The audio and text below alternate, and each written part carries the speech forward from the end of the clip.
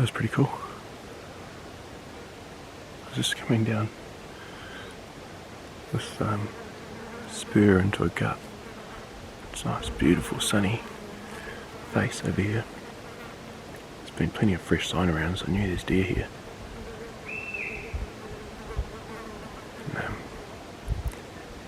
I let a roar out back 150 metres, so back there, and another 150 metres or so this direction, a stag replied. So I've just been creeping in, trying to get into where I think he might have been, and I heard just a little bit of movement on the other side of this gut, so I sat and waited for a while, and gave it 5 minutes or so, and then I didn't hear anything else, and I thought maybe I just heard a bit of wind off the trees. So I stood up, and just as I stood up, I seen a deer through the trees. So I sat back down, checked through the scope, and it was just a hind, and she had a fawn or yearling as well. And she must have caught a little bit of movement because she was looking down there, but then she walked right down to me.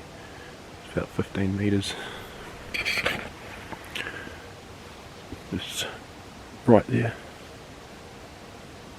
The camera probably doesn't do it justice, but yeah, just on the other side of this gut.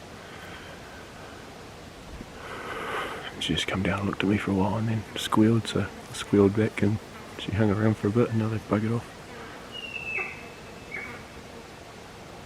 Still whistling and squealing at me.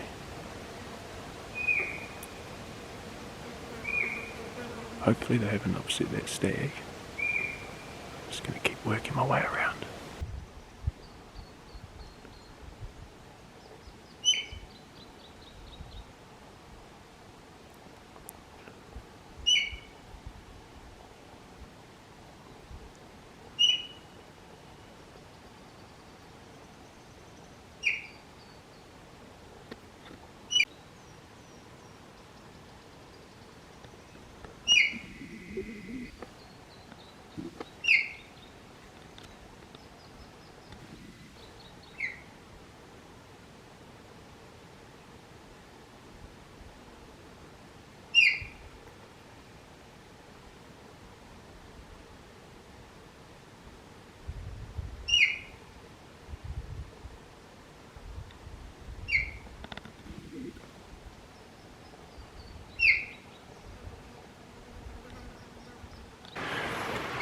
About 20 minutes earlier, I swooped a couple deer. I'd been sitting up on the ridge for 45 minutes. I let out some single calls and I was just hoping a stag might come into me, or at least let me know where he was, because I knew there was one down here somewhere.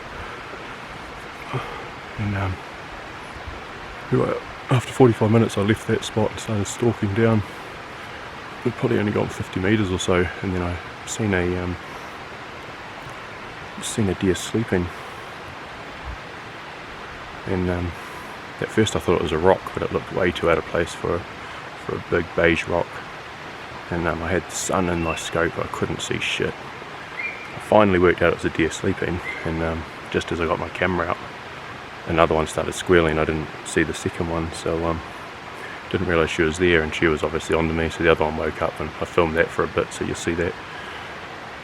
And I dropped down here, and I was basically going to start making my way back to camp, because it's 20 to 5 now. It won't be too much, there'll be another half an hour light in the bush. So yeah, I dropped down here and then it just opened up. I don't know if the camera does it any justice, but and this is the thicker side. I was in some real open stuff there. Actually 5 minutes earlier I'd heard an animal moving several times over here, and but then I was wondering if it was a river noise, and then I'd hear it again, like, nah, definitely an animal. Come down to where I thought it was and couldn't see anything, so just started looking for a place to cross the river, and then looked up through the bloody trees and I seen a deer sidling along, and I put the gun up to check it out, and it was just a hind. And then I just got the just put the scope down, and then I seen another deer behind it. That'll be its yearling. So I lifted up the scope and I seen antler, and I seen the two tops, and he looked like an alright stag, but I didn't have a shot on him at the time. I had to wait for him to walk through the opening that she had just walked through, and I knew I was going to have, you know, half a second or something, a second to make the shot. And so I just lined that spot up, waited for him to walk through, and took the shot, and it felt a little bit high. I was aiming uphill and I didn't have great footing, and I was really worried, but I knew I hit him. I seen that he was hit, and so I shot up here and got onto the trail where I'd hit him and started stalking along, and then I seen his antlers moving just here, and he was buggered. He was sort of fumbling around, but I think if I didn't get a second shot into him, he may have got away, and I managed to get a second one in, and he's just tumbled down into the river. So we'll go have a look. I think he was a nice 8, and I got to see his headgear a bit before I shot him, and then and I also got to see him several times when I was trying to get that second shot, and I was so worried he was going to get away. I heard him fall in the river here, so he should be just down here somewhere. There he is. So hopefully he's a nice stag. He certainly looked nice from a distance. Sorry, mate.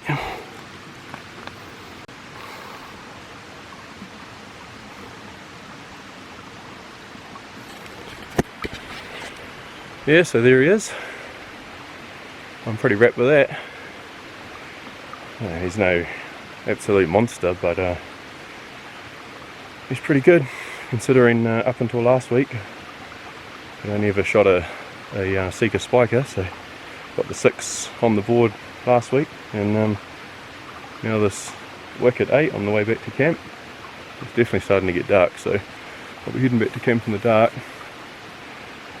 But it will be worth it, that's for sure. And beauty.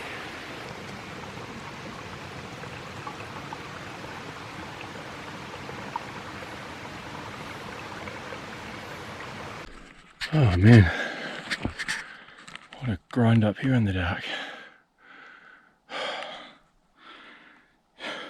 Going a bit different to the way I thought I would, the way I'd planned.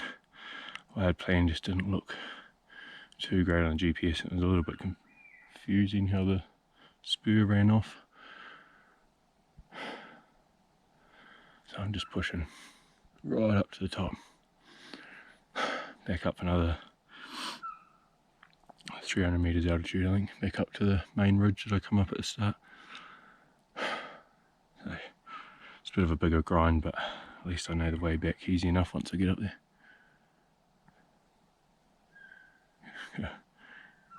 Got a couple of Sika squealing at me at the moment. My bloody stag head got ripped off my shoulders before. The top tine collected me right in the bloody cheekbone. Thankfully it just missed my eyeball, so that was lucky. Anyway, I need to carry on grinding up here. I'll be back at camp a bit late, and hopefully old George is not too worried back there. Didn't really agree on a time to be back, so she might start getting a little concerned. An hour and a half or so after dark, but it's all good. Hopefully she's got the fire going and some dinner on. Right, keep pumping these legs.